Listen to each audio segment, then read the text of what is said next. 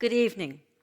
Welcome to Sacred Conversations about Race and Privilege, led by the clergy team of Naples United Church of Christ. My name is Sharon Harris Ewing, and I serve as Assistant Minister. I'm joined by my colleagues, the Reverend Dr. Dawson Taylor, Senior Minister, the Reverend Dr. David Kaiser Cross, Executive Minister, and the Reverend Dr. Deb Kaiser Cross, Minister for Congregational Care. This is the third week in an 8-week series. The first week, the four of us interviewed the Reverend Dr. Stephen Ray, President of Chicago Theological Seminary, and the Reverend Dr. Bernice Powell Jackson, pastor of First United Church of Tampa. It was a meaningful exchange. I know I learned a lot. Last week, Dawson interviewed Reverend Justin Coleman, senior pastor of University United Methodist Church in Chapel Hill, North Carolina. Dawson and Justin were high school friends who shared with us the different paths they have taken on the same journey into pastoral ministry, one black and one white. Again, I learned a lot. If you missed those, they're available on our website and on livestream.com, so you want to go back and watch them. This week, we're beginning a 5-week book study of the book How to Be an Antiracist by Ibram X. Kendi, published in 2019. Tonight, we will be discussing the introduction and the first 3 chapters. I want to give you just a little background about Dr. Kendi. He is one of America's foremost historians and leading anti-racist voices. He's a best-selling author and the founding director of the Anti-Racist Center and Policy Center at American University. Beginning July 1st, which is next week, he will become professor of history and the founding director of the Boston University Center for Anti-Racist Research. He's the author of several books, including Stamped from the Beginning, The Definitive History of Racist Ideas in America, which won the National Book Award for Nonfiction in 2016. His third book, the one we're discussing, How to Be an Anti-Racist, was a #1 New York Times bestseller, and you may have found it hard to get. It took us a long time to get our copies, but we had them digitally. Kendi was born in 1982 to parents who came of age during the Black Power movement in New York City. They were student activists and Christians inspired by Black liberation theology. They were while Kendi was in high school, his family moved from Jamaica in Queens to Manassas, Virginia. Then he traveled further south and attended Florida A&M University, where he majored in journalism. At 27, he earned his doctoral degree in African American Studies from Temple University. He strives to be hardcore anti-racist, and I appreciate this, softcore vegan. So, as many of you know, the clergy team made a decision to study this book together in light of current events, including the deaths of George Floyd, Ahmaud Arbery, and Breonna Taylor, and the protests that followed for weeks across the nation and the world. As Dawson wrote in his message to the congregation, as people of faith and ministers of the gospel, we cannot be silent in these difficult times. We know that silence equals complicity. We are seeking ways to usher in healthy and respectful dialogue about race and privilege in a predominantly white and privileged congregation. We believe dialogue like this includes elements of vulnerability, honesty, curiosity, safety, and introspection. We don't have answers, but we are willing to ask hard questions. We want to listen and learn, and we are glad that you have decided to learn along with us. So chapter 1, is called definitions. And Kendi says something important about definitions. Definitions anchor us in principles. This is not a light point.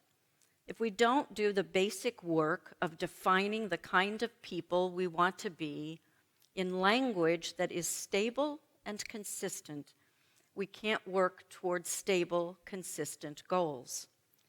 Some of my most consequential steps toward being an anti-racist have been the moments when I arrived at basic definitions.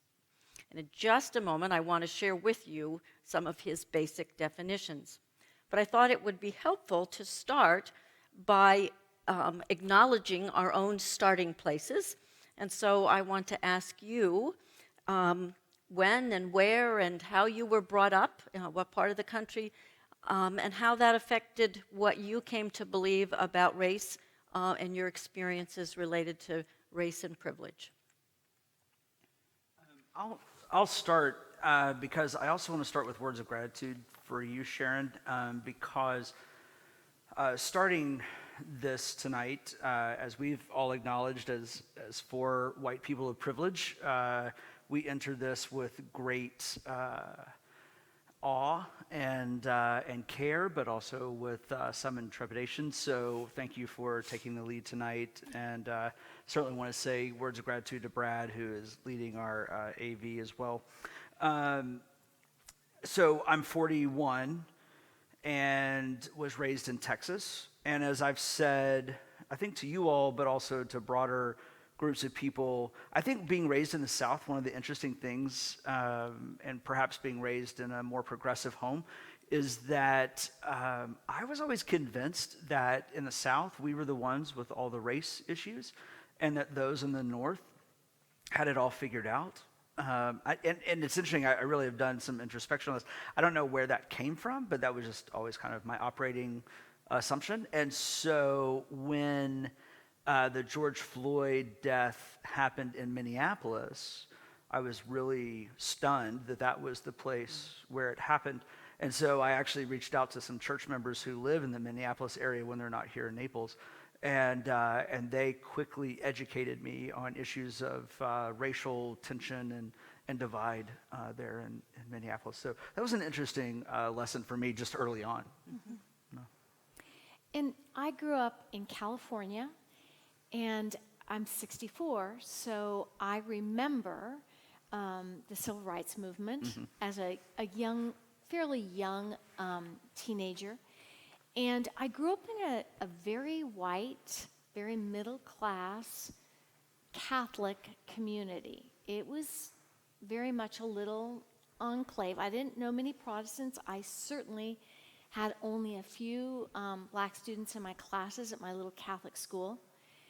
But I was raised by parents who saw themselves as very inclusive and open-minded. And so, there's one piece that I think is really important, is that I was also taught that you didn't talk about religion, politics, and even race, because those topics were going to cause a lot of problems to talk about. So I'm going to own that. So this is difficult subject to feel comfortable talking about, but I'm learning. Now, was that explicitly stated, or was it religion more... and politics were I was going to say, stated. because Race was more just because... kind of hushed tones, well, if you will. it was the 60s. Yeah. And so I remember, people were arguing a lot about the Civil Rights Movement. Sure. And so I probably internalized that whole thing. Don't talk about it because it's going to cause too much trouble here. Yeah. Not in my home, but in my community. Right. Yeah, so going back, we moved around being a preacher's kid, so the high school that Justin and I attended was a pretty diverse suburban high school, but then what was interesting was I spent the last 2 years of high school in deep East Texas, which was like 50% white, 50% black, and I perceived deeply divided in racial tensions. Like, I learned racial slurs that I didn't know at age 16. so I'm coming home asking my parents, what do those things mean, kind of thing. So, Yeah. Like Deb, raised in California, for me, Southern California, and in the Los Angeles area, in a neighborhood that was predominantly Catholic, a white Catholic suburb, kind of middle class as well. And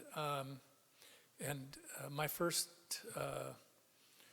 12 years, I guess, were, I was part of a Catholic school, and I don't remember that there were any black students in that Catholic school. I think it was just white students. But then I went to they started middle school in the local middle school. And there was a huge mix of black and white, Hispanic and Asian. And and that was where I started to learn about racial tension and differences, and learned how to be a racist, because it was this group against that group, against that group, against that group. And the different groups thought the other groups were inferior in some way or whatever, and so that went on in through high school.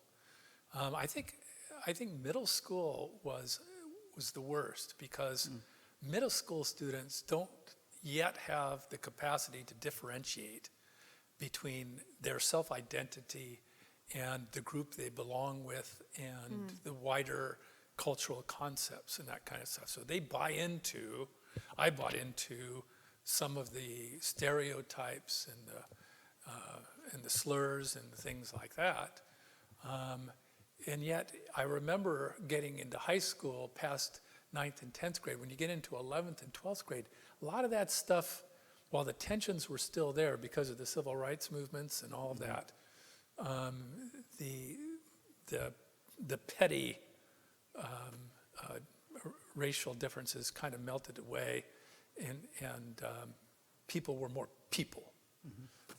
But that was my experience, and then off to college, and of course college was a mixed group altogether. So I don't know.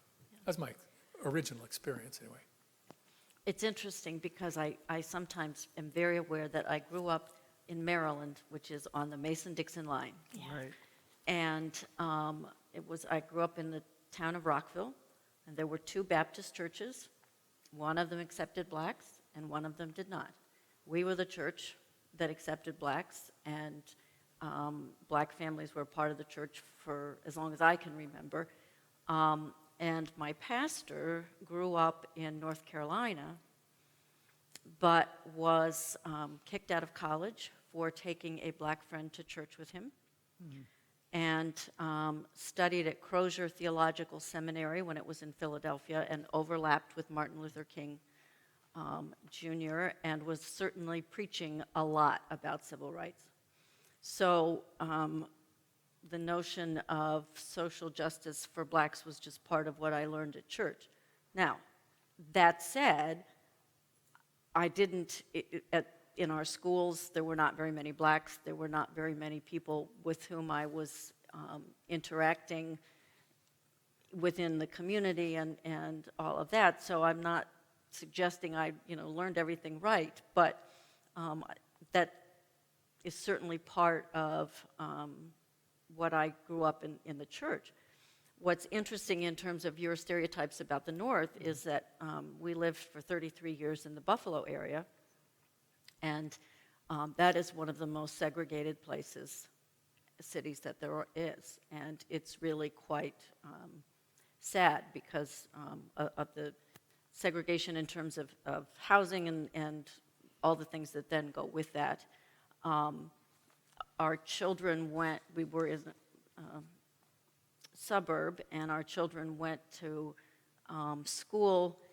There were some blacks within the school, but we were close to the university, so there were actually more Asians than there were blacks, and so they had friends who were Hindu and Muslim, but there wasn't the same representation of blacks within the high school. So all those things affect what we bring. So now I'm going to share, because I think for us as we begin, but as we move forward throughout this book, these definitions really are important. And some of the things that he says in these first chapters kind of set the tone. So the book is called How to Be an Anti-Racist. So what does that mean?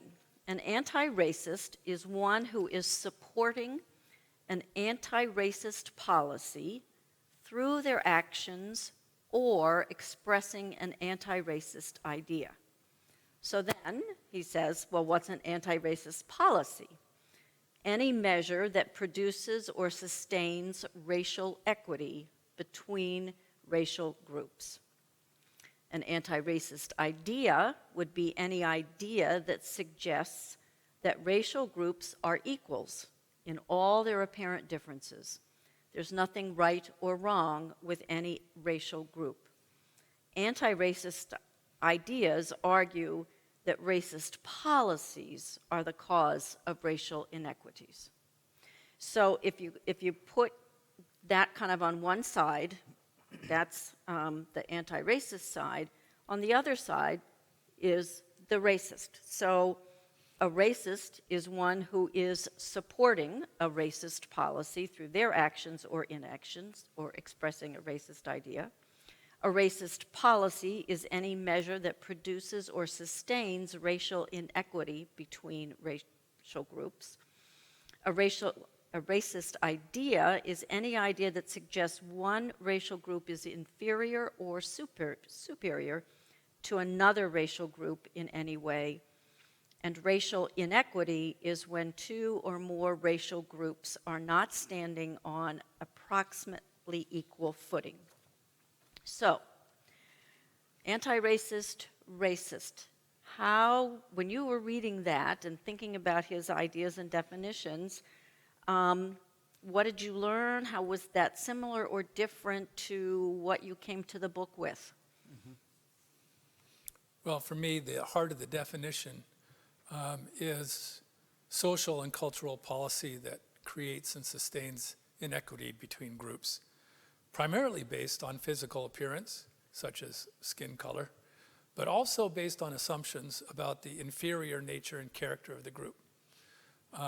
But it would have been helpful for me, as I read the chapter, that if Kendi had switched the definition a little bit, beginning with one who expresses or holds a belief in a racist idea, followed by one or more persons together supporting a racist policy through action or inaction. Because policies are primarily, in my view, group things, whereas bigotry and prejudice are primarily individual things. But I do want to touch upon what he said about definitions. You had mentioned how they anchor us in principles. He says if we don't do the basic work of defining the kind of people we want to be in language that is stable and consistent, we can't work towards stable and consistent goals. And I think this is where we can look at ourselves as Christians and ask, what kind of people do we want to be in terms of the gospel? Because love and hate really can't coexist together as principles of a gospel that proclaims liberation, human dignity, and servanthood.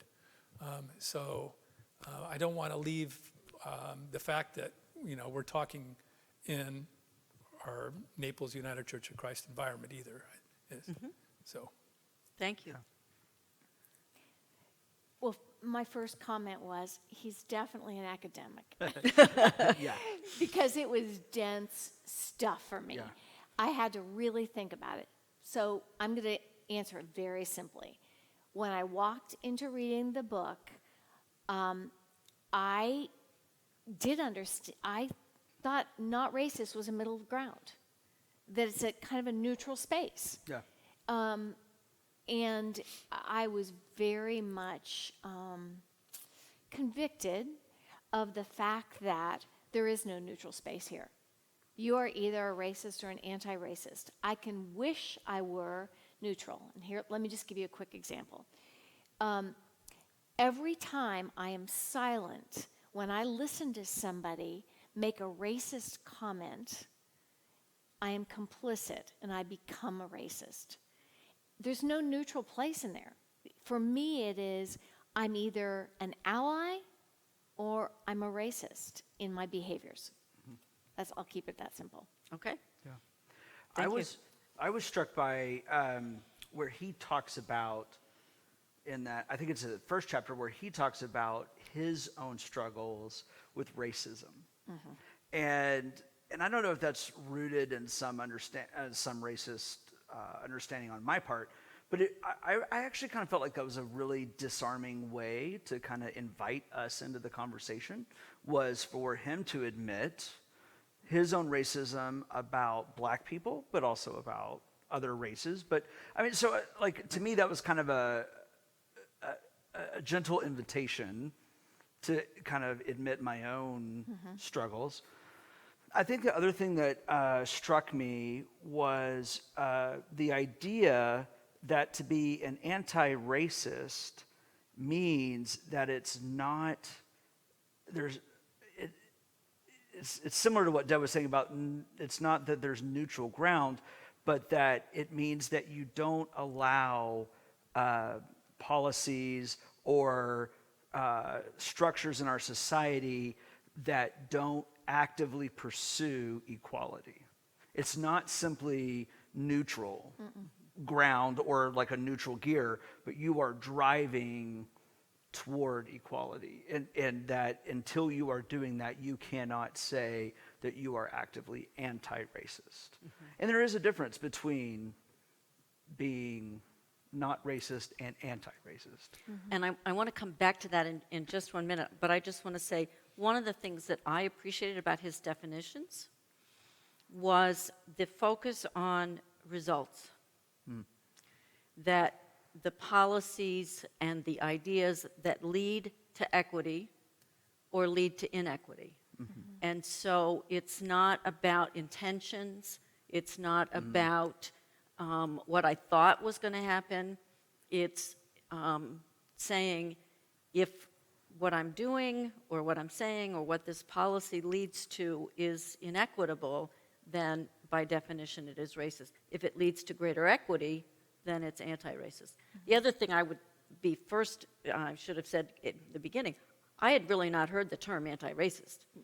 Nor did I think that's fairly new, Right. although since he founded the Anti-Racist Policy Center at American before Boston, he's been using it a long time, but it's helpful.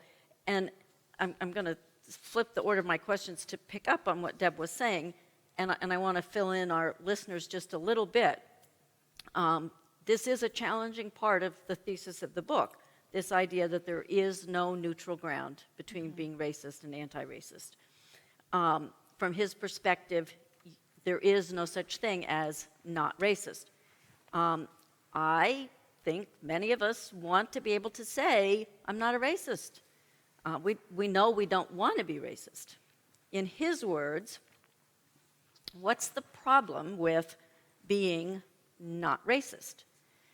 It is a claim that signifies neutrality. I am not a racist, but neither am I aggressively against racism. But, he says, there is no neutrality in the racism struggle. The opposite of racist isn't not racist, it's anti-racist. One either allows racial inequalities to persevere as a racist or confronts racial inequities as an anti-racist. There's no in-between, which was the point that Deb had picked up on. More thoughts about that and how that feels and how that sort of challenges your thinking. Well, I really, that's probably what I wrestled with the most in this. And I was in a place of neutrality because I have privilege to do that. And that's what has been the most challenging and eye-opening for me, and acknowledging that I have not had to do it because of the color of my skin. I have been able to just sit in the sidelines. I could walk through a place, somebody's saying something, and I can ignore it because of the color of my skin. But that's not true for other people. And so that's the conviction in me now, is that my eyes are open to the fact that I have privilege. Yeah, I saw a meme the other day that said the definition of privilege is the opportunity to talk about racism versus experiencing racism. Absolutely. And that was, single-handedly a true conviction, for me. I think, Sharon, I would add on a secondary question to your question, and that is part of what I've been asking myself. In part, it's because a lot of the media is asking it, so I'm surrounded by it right now. And that is, what's different about the era that we're living in, the time that we're living in? So what was it about George Floyd? What was it about Ahmaud Arbery? What was it about Breonna Taylor that all of a sudden I couldn't take it anymore? And when I first brought the idea of some sort of dialogue, we built this curriculum and idea together as a team, but when I first brought it to you all, if you remember, I had seen something on another, what I call sister congregations, social media, and I remember thinking, I wish I led a church that had conversations like that, because I thought it was so important. And that night, later that night, I thought to myself, well, why can't I? And so that's when I said, and I don't remember where that fell in the week, but at our next clergy team meeting, I think it was over the weekend, because I think I messaged you all and just said, hey, this is just on my mind, if you can think about this before our next meeting. And then on that Tuesday morning, I just said, I don't know what this means. I don't know where this is going, but I just keep being convicted by this. And what, I don't know about you all, but what do you all think? And that's kind of where all this got born out of. And so I just have to say, that church had one night and we're having 8, so I mean, Of course. Yeah, so I mean, it was just like it blossomed out of that one idea. But I just have to, I just keep thinking to myself, what is it about this time, this place? And that was part of the conversation that Justin and I had last week is, and he talked about, he believes that it's in part because of the pandemic, that, life can't just keep moving along, that because we are socially distanced, physically distanced, that we're kind of sitting still, and we have to sit with this and really grapple with it. And I think there's some real validity to that. So I don't have the answer to that, but I do think there is that second question of, what is it about this right now, but what is it about the time that says no more? We can't just look away or think, okay, the next time this happens, we're really going to deal with it. I don't know.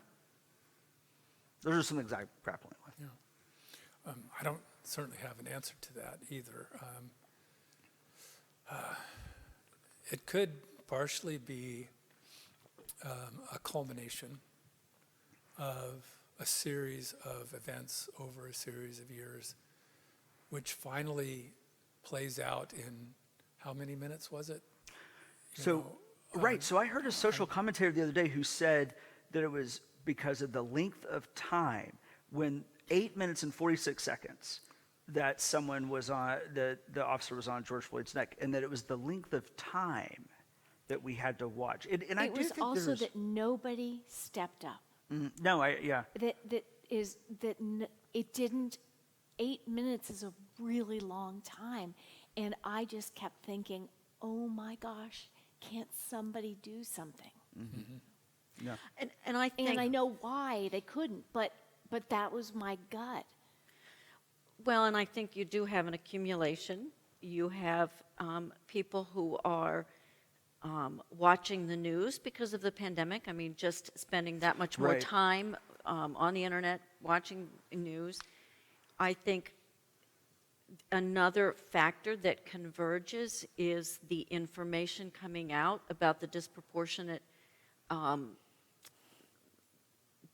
incidents and fatalities for Black and brown Americans, that they're getting this COVID a lot more than white privileged people. And so I think there was an awful lot that has sort of reached that tipping point, I hope. Yeah. I think the protests could go on for as long as they have, in part because people can't go to work. I mean, I think there are a lot of factors. My hope is that it really is a tipping point, and Right. that when things settle down, conversation isn't lost. Right. Yeah, I don't think it's any one thing. I really don't. And it's been interesting to ask, President Ray, Dr. Jackson, Reverend Coleman, each if they believe this is a watershed moment. And if I had to summarize each of their answers, they have said it can be. They hope. They hope it is. Yeah, hope that's it is. yeah. Thank you. That's a better way. Because, like you say, the protests can continue. We can see social reform, or it could, fizzle out. Yeah. But yeah. The only thing I would say about it, I think his definitions are so clear. They make a lot of sense. The hard part is they don't give you that wiggle room. I mean, they're just to say that there's no neutral. On the other hand, one of the things that he said about this that I found most helpful and hopeful was that being racist is not a fixed identity. Yeah. That I love this term. It's like a peelable label Yeah. that you can, pull off. It is not a fixed tattoo. In other words, racist doesn't describe who you are, but it describes something that one is doing or saying or ideas and policies that one is supporting. So how is that the same or different from how you've thought about being racist before? I think for me, I agree. His definitions don't allow for wiggle room, but it allows for grace, if that makes sense. Because, it's what Bryant Stevenson says in his book, why am I Just dropping? Mercy. Just Mercy, about the fact that, you're not defined by the worst thing you've ever done. And so if you do realize that you laugh at the joke, or you have a moment of neutrality on issues of race or transphobia or homophobia or any of those things, where you don't act in a just way according to the Gospels, as David was talking about earlier, there's grace. And so to me, I think that for me is the moment of faith and grace in this, that you can seek forgiveness, you can seek reconciliation, and you can start again. So for me, that was a good moment of this, because you're right, there's no wiggle room in his definitions whatsoever. No, I agree. I think it is important to define racism as something that one actually does or thinks, rather than as one's fundamental character. Yeah. Which, Yeah. of course, if we allow for that, it allows for grace and change when our awarenesses have been raised. And so when I was in middle school, I had no awareness of these things. There was only conflict. Okay. As an adult, you can process these things and come to an awareness and begin to observe oneself and how one responds and reacts to various things. Yeah. We know better, we do better.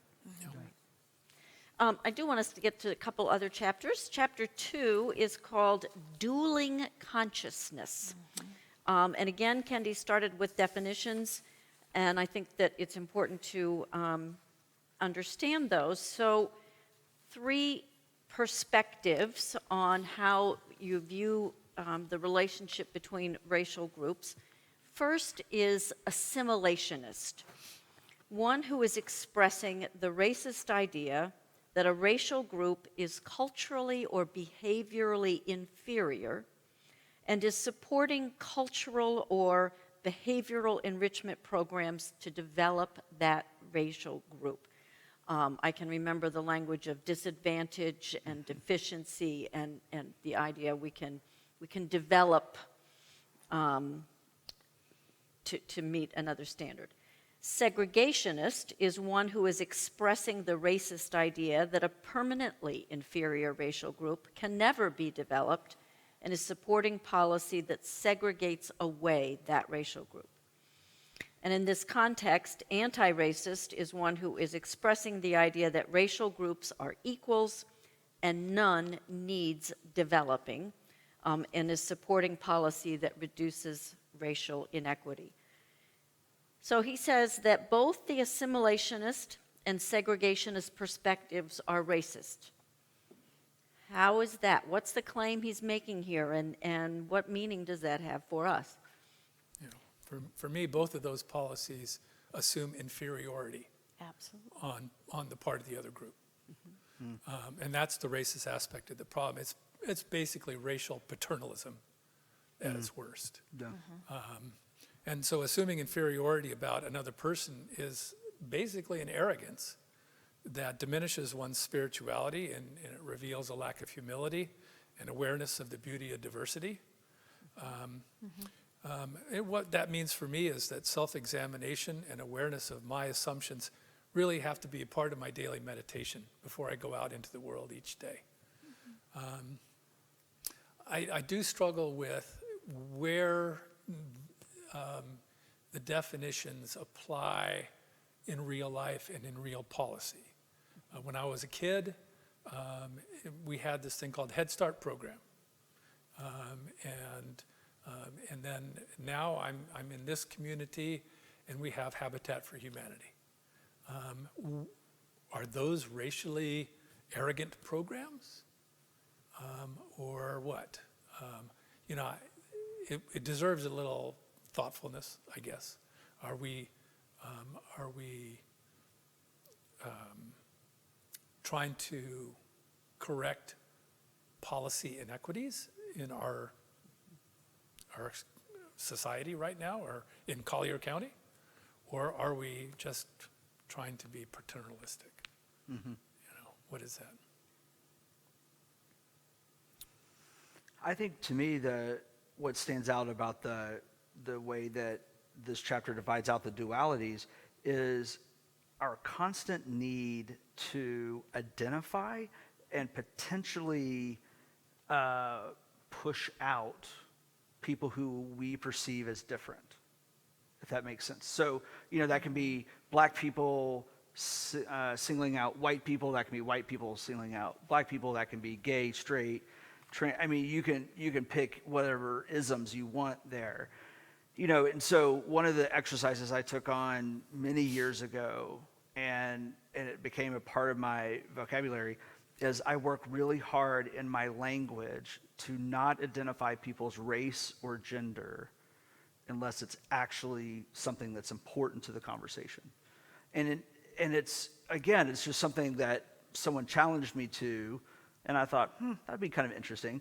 And it has stuck with me. And so, and sometimes, depending on how close I am to the person, you know, if they'll say, well, you know, that black person, blah, blah, you know, and I'll say, well, what does their race have to do with the story or the comment? You know, and you know, you have to be pretty close to someone to be able to say things like that. But, you know, you begin to realize how much of a part of our vernacular those kinds of things are, but it's about identifying that which is different. And so I do see where these dualities are inherently racist. Absolutely. And I didn't realize it until years ago. Someone pointed out to me, and frankly, I don't even remember who it was. I'm sure it was one of my social worker friends, but you know, it was like this exercise that it began to dawn on me how even our language points out these dualities and these otherings of people. And one of the things I realized is I really was raised with assimilation as sort of the goal. in my Oh, and I was very much community. raised segregationist. I mean, I think Right. the South. And so that's what I was going to say. Yeah. I mean, both racist policies. Oh, yeah, extremely. But I don't think I really ever was able to identify it until he did. And I realized assimilationism is patronizing. It's just, it's putting people in categories and saying, we know better than you. And if we create this hierarchy, I'm up here and you're down there, and I can help you get up here. Yeah. Maybe. Well, it's pull yourself up by your own bootstraps, and we always find the system where we can come out on top. And Yeah. David, I think your question about the paternalism of some of the systems that are in place, I think those are crucial questions. I don't have answers for them.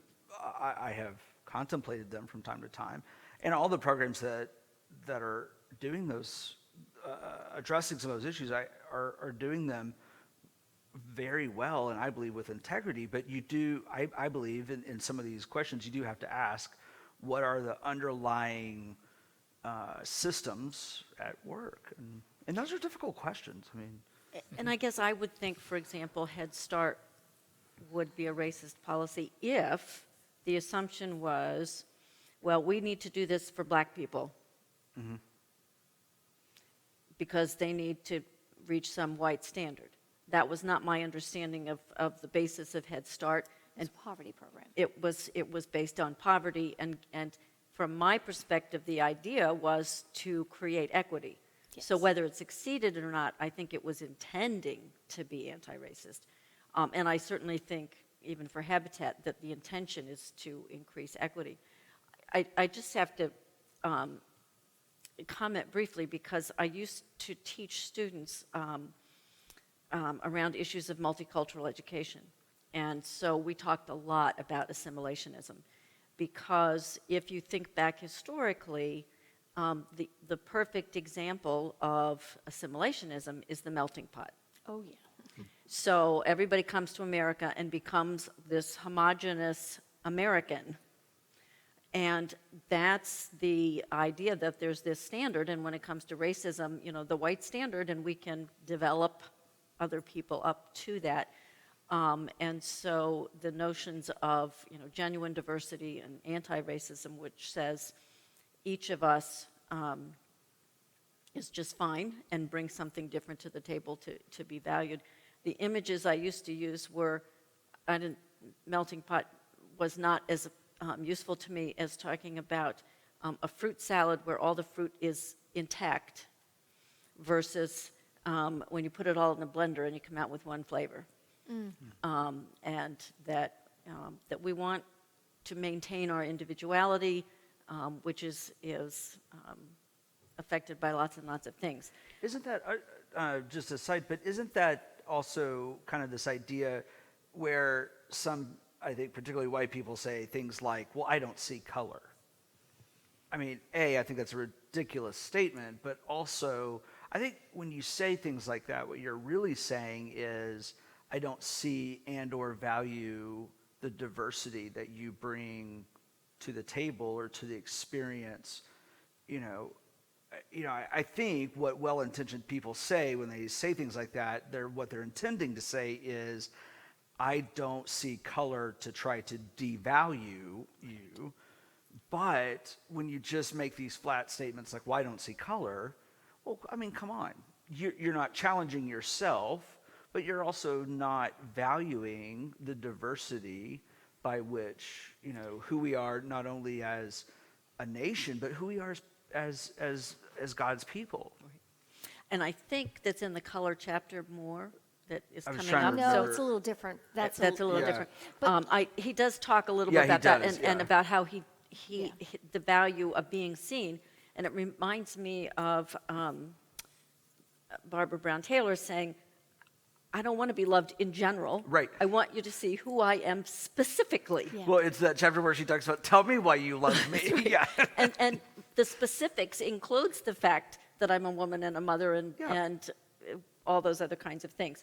One of the things that relates to this that I think is really important for us, as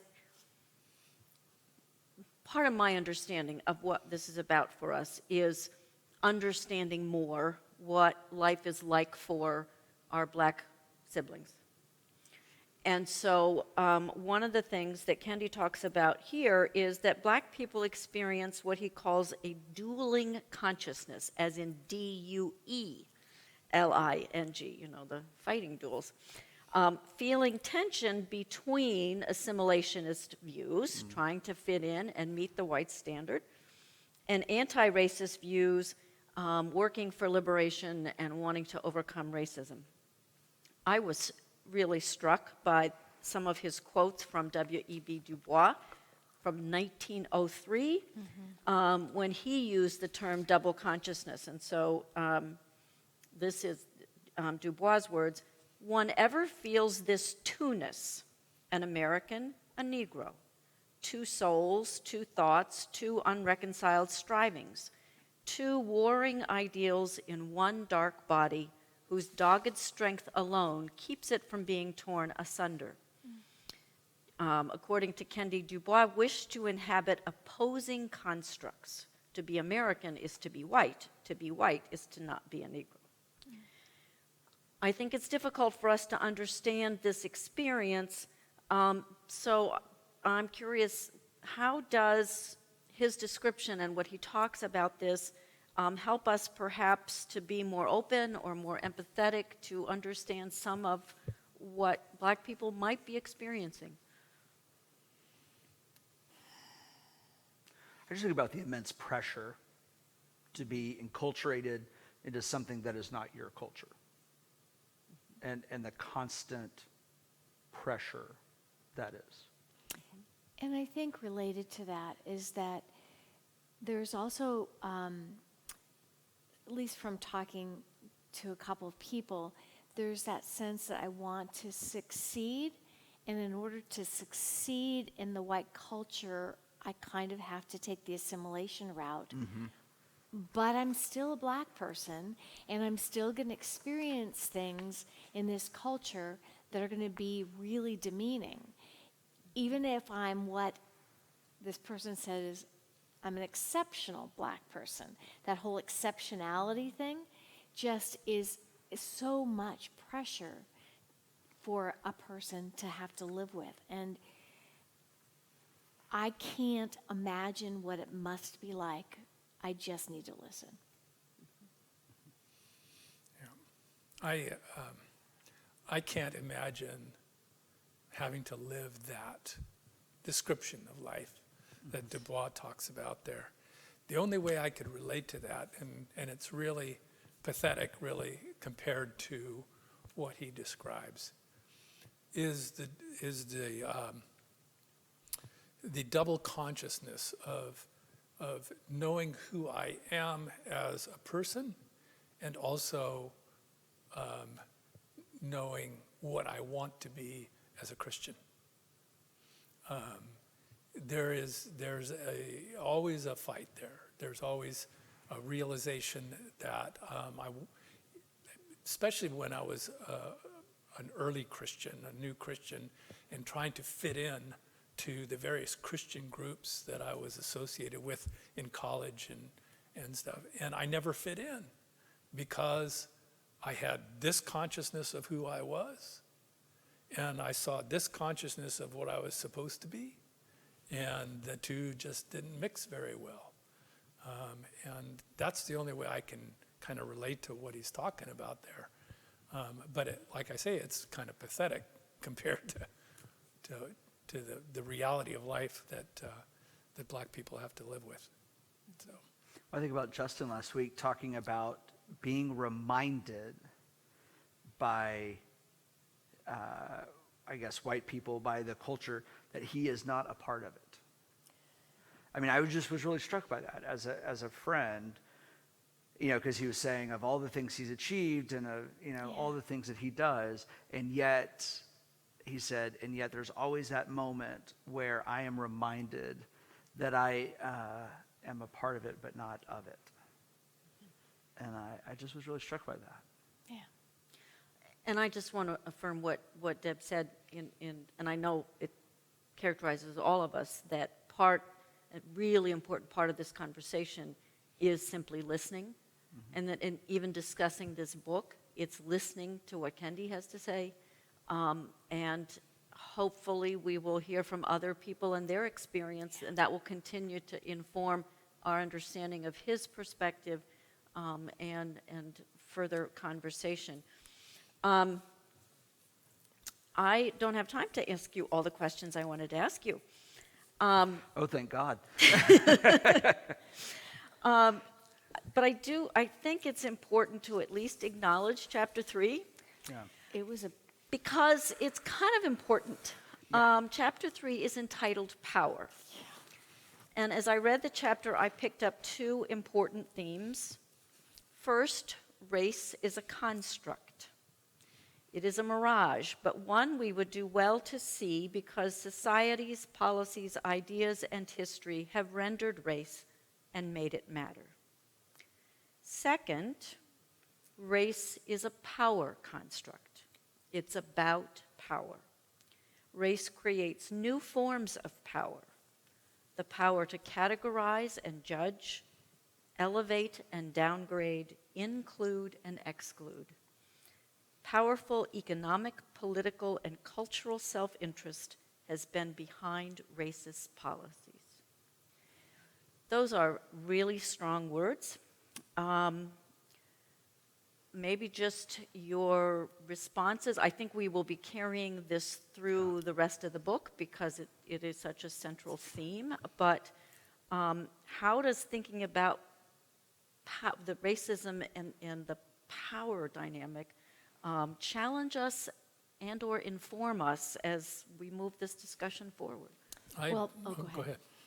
You go ahead. Well, I was just going to say I agree with his definition totally there, and I read that with a background in cultural anthropology, because in cultural anthropology they don't worry about race, they worry about groups, and ethnic divisions and tribal divisions and local divisions, geographic divisions, cultural divisions and stuff. Race is a much broader lump that has to do with power and color. And so I totally agree with what he's saying there, that the problem has always been self-interest of racist power, powerful economic, political, cultural self-interest. And I think even as it existed in the 1400s, it still exists today. And I think it's the job of the anti-racist to identify and oppose those forms. And if we go with what Jesus teaches, it's the job of the church to be anti-racist in the choices it makes, its actions and its teachings.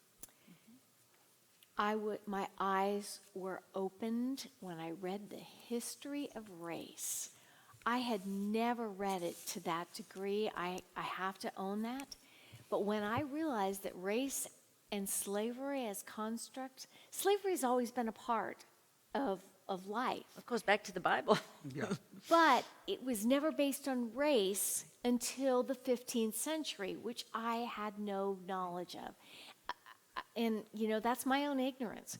But when I saw that, and I saw the history of race being used to create power and wealth, basically, and to denigrate a whole population completely based on the color of his skin. And I know we're going to talk more about it, but that particular piece was really powerful for me.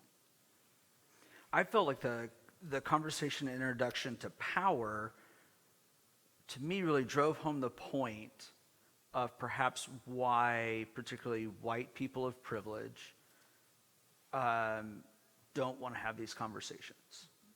Or better yet, I should use I statements and things like that. Why it can be so threatening for people like me, white people of privilege, to have conversations like this. Because it threatens power. Because since, especially, agreed, biblical times, but really in our nation, since leading up to the founding of our nation, enslavement of free people to build wealth and power has been such an effective tool. And it has been most often to the advantage of white people. And so that's where white guilt, white fragility, those kind of terms come into play, and it threatens power, it threatens wealth, it threatens what we've always known and understood. And so I thought this chapter was so crucial, is so crucial Yeah. to helping, I think, provide a framework for why these conversations are A, so difficult, B, so rarely happen, and C, are so crucial for true reconciliation and healing.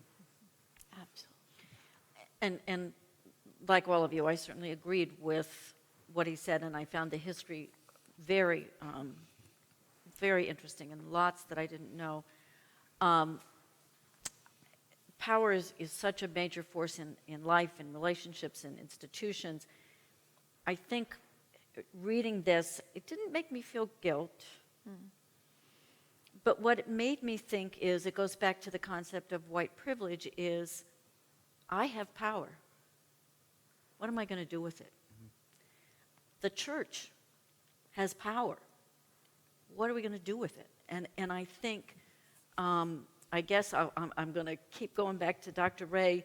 Guilt doesn't get us anywhere, but to acknowledge that we know there are things that need to be changed and that we have power to make a difference, then the question is, so what are we going to do? And I don't have the answer, but I think it's the question before us, and probably part of the dynamic of why now with the deaths, because the evidence of the police power is so it has been so abused that people have said enough. That we've got to stop. It's just about that time. Last thoughts? I'm actually really excited about the next session. Some really, again, a lot And of you're learning. facilitating it, right? Yeah, and so I've read it. Right. And I'm really excited because I think it helps us understand just a lot of the nuances of racism that were somewhere, it wasn't that they were new, but they gave me a framework to understand it. And I think it's going to be a really interesting conversation with all of us. Great. Appreciate it. Well, thank you all for your thoughtful contributions. As David said, we know and we look around and we give thanks that we are in the context of the church and that we are ministers of the gospel. So I'm going to end us with prayer. That's great. Thank you.